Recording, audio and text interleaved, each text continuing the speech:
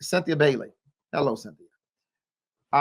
We recently euthanized our family dog. That's Mercy. Is there any indication in the scripture that we will see our pets again? Um, yes, no. Let's deal with it.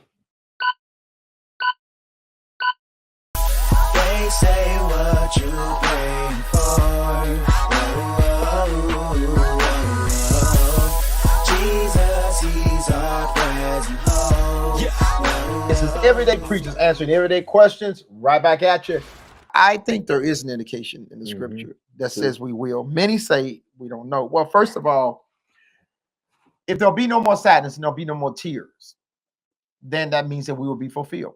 So whatever that may look like, and some may think that's not relevant, but I just threw that one out. But let's get to the scripture. Ecclesiastes 3:21. Ecclesiastes 3:21. Who knows the spirit?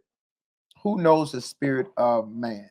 Rather it goes upward, and the spirit of a beast, rather it goes downward to the earth. And so here, no, the scripture does not say that you're going to see your pet again. But what it does say is we don't know. Like there's an uncertainty there. So there's not a no there, but there is an uncertainty that's there. Now I want to take you to a passage of scripture that I think actually implies more that we will than we won't. But again, I want to emphasize there's nothing that absolutely says that we will. This passage of scripture that I'm about to read to you in the book of Isaiah is from a larger passage of scripture. I just want to make sure you understand that in this place, they're talking about the reign of Jesus, the reign of the Messiah. And so we're in a place of kind of talking about what it's going to look like in the future. And so, so this is Isaiah, and he's having this vision. So let's go to it. So Isaiah, the 11th chapter and the 6th verse. Isaiah 11th chapter in the 6th verse. And the wolf shall dwell with the lamb. See, he's talking about the peace, right? And the wolf shall dwell with the lamb, and the leopard shall lie down with the kid, and the calf and the young lion and the fatted domestic animal together, and a little child shall lead them. He goes on to say, and the cow and the bear shall feed side by side. Their young shall lie down together, and the lion shall eat straw like the ox. And the suckling child shall play over the hole of the asp, and the weaned child shall put his hand on the adder's den. They shall not hurt or destroy in all my holy mountain, for the earth shall be full of knowledge of the Lord as the waters cover the sea. I believe that this scripture here, he speaks specifically of domestic animal. Amen. I believe that this scripture here tells you that indeed we will see such a thing as that, and that we will see our pets or whatever the case in heaven. You don't have to run with that. That's my belief. But if I'm wrong, I think biblically that's my view of it. But if I'm wrong, I am definitely certain I will not be disappointed. Well, Mr. Bailey, I will completely agree with you, because this is why I'm gonna preface mine from also Genesis. On the 6th day, God created the land animals, and this is in a perfect state. And it is believed the new creation, because it called Jesus the last Adam, and then even First Corinthians 15 talks about the second Adam or last Adam became a life-giving spirit, right? And how Jesus, that 1,000 years doing, when you were reading that scripture in Isaiah 9, dealing with the millennial reign, and the oldest man that lived in Genesis was Methuselah. I think it was 967 or 69 years.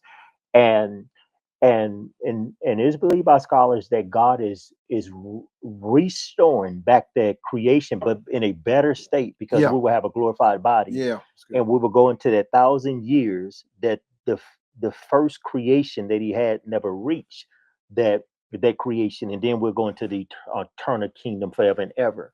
The reason I'm bringing that point out is because on that sixth day there were land animals, there were animals and everything for Adam and Eve to enjoy. And so for me, as I look at the scripture, even as you were talking about Isaiah chapter 11, you're talking about the animals and they'll be playing with them and all of these different things. That just reminds me of the beginning. Yeah, that's exactly what I was saying. Yeah, Yeah, what you was I bringing up. was thinking the exact Yeah, same thing. You know, I mean, we see a restoration here. yeah, I mean, we see God bringing things back into harmony again. amen. That's it. what he's saying. Everything shall Yeah, be in in harmony harmony. again. He's bringing things back into harmony. It would almost mean that if we don't see the Garden of Eden again in a different form, I'm not saying Yeah, it's called yeah, the Garden of Eden, but if we don't see those same elements, then that would mean that God's plan didn't prevail. yeah, yeah. Amen. You see what I'm saying? God's Amen. plan prevailed. And so not only will we see that, Hmm. we'll see that which is better. You know, Amen. That's this good. this is the analogy that I draw. I think about Job. And if we think about Job's first state and we say that was the Garden of Eden, Hmm. and Huh. then all of a sudden Job sins or whatever, you know, the sin part comes good. in, and then all of a sudden everything's destroyed. But at the end, he is restored, and the Bible says he had more than he had before, but he had what he had before, but he had more. And that's how I That's see good. the Garden of Eden to the New Jerusalem. It shall be Amen. as the Garden of Eden, but it shall be even more. And you brought that out That's good. even in saying that we will have glorified bodies. You know, out of First Corinthians 15 or whatever. Yes, sir. We will have glorified bodies, and so that's just my biblical Mhm. analogy that I would put That's to real it. good. You know, and again, also remember the Bible speaks of the things on the earth are a shadow of the things of heaven. And this is my personal belief. They're gonna be grass. We're gonna see grass, New Jerusalem, Yeah, and these yeah. sort of things. But it's gonna be greener than ever before. It's gonna be alive. We're gonna feel like and this is me talking. Hmm. We're gonna feel like we part of the grass. We're gonna be able to identify with it. You know, whatever the case may be. So, but if that's the case, and the earth is a shadow, then I think that there are things that are upon the earth that are also a shadow. So now we Amen. have to say dogs are a shadow, cats are a shadow, wolves are a shadow, bears are a shadow of those things are to come. Hmm. And so if you know, I don't know that God, how can I say it? Hmm. I don't know that anything that is good, I don't know that God exempts it from his continuation in creation. That's good. And I have to say anything that is good because of course evil will be exempt. Huh. But anything that is good, I don't know that he exempts that. Hmm. All that brings joy and glory to God, I do believe we shall see.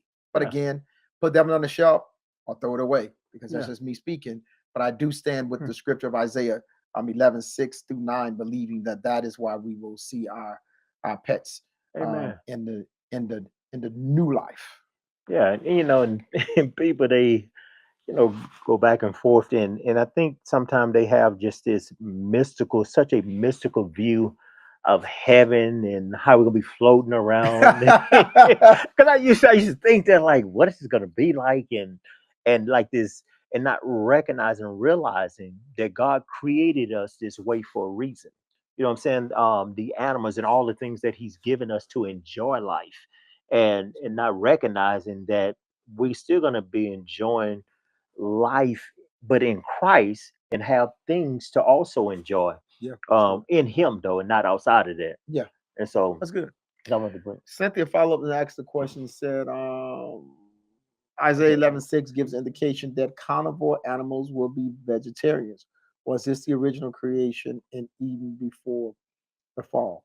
Well, I can answer the question with a yes, because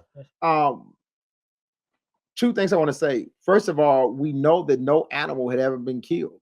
The first animal was God when He clothed Adam and Eve. So we know that. We also can draw from what we know that the Scripture tells us in the Book of Revelation when He says there will be no more death. And so if there is no more death, then we're not killing animals anymore. Maybe we are vegetarians. I don't know. I mean, I don't know. Yeah. Or God got another plan of how we eat. But there is strong indication that nothing shall die. Yes. Nothing shall die. That's so good. if nothing shall die, then I mean, absolutely, I think that I agree with you, there, Cynthia. But and I do agree that in the beginning, we don't know if any. It's fairly clear that no animals have been killed up to that point. Yeah. And so I would definitely say yes to that. And me too, Minister Bailey, because death did not come until the fall, and we can see the first animal. And like I said, this is theologically proven. You can see the first animal being killed when God put coats of skin on Adam and Eve, and scholars say that God did the first sacrifice to cover them. And so if he did the first sacrifice, that was killing then, or but before that, no, it was supposed to be life and more abundant life we were living. They say what you praying for.